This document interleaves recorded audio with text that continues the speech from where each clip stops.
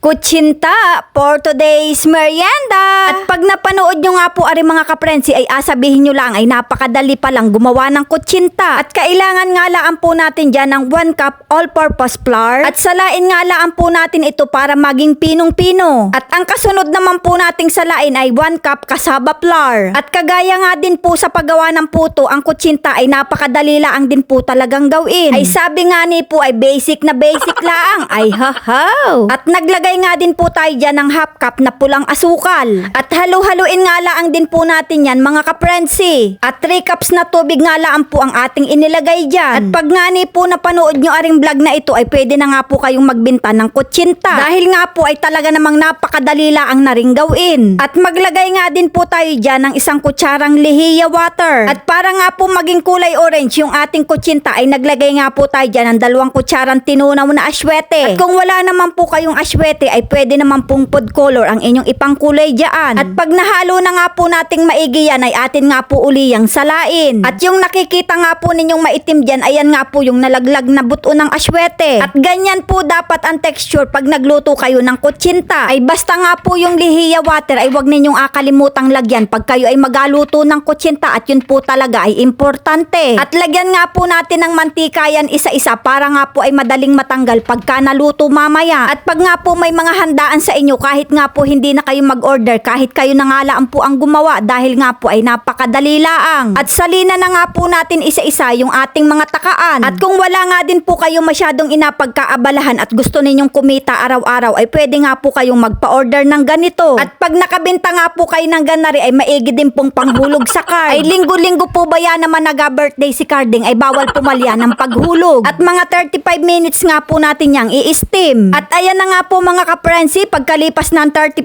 minutes ay luto na ang ating kutsinta. At gamitan nga lang po natin yan ng kutsilyo para nga po ay madali siyang matanggal. Ay di baga nga nipot, napakadali lang man ding gumawa ng kutsinta. At hindi nga rin po makamaraming ingredients ang kailangan natin, makabuo lang tayo ng kutsinta. Ay di baga nga nipot, napakaganda ng ating pagkakagawa. At kahit nga po aswete lang ang pinangkulay natin ay talaga naman pong napakatingkad pa rin ng kanyang kulay. At dahil nga po medyo maliit yung ating takalan ay pwede nga po aring ibenta ninyo kahit 3 piso lang ang isa. Ay sabi nga ni po ay hindi kumpleto ang kutsinta pagka walang kinayod na nyog. At kung ayaw naman po ninyo ng kinayod na nyog ay pwede naman po dyan ang kinayod na cheese. Kaya naman mga kaprensi, ano pang inaintay natin dyan? Sakmala na!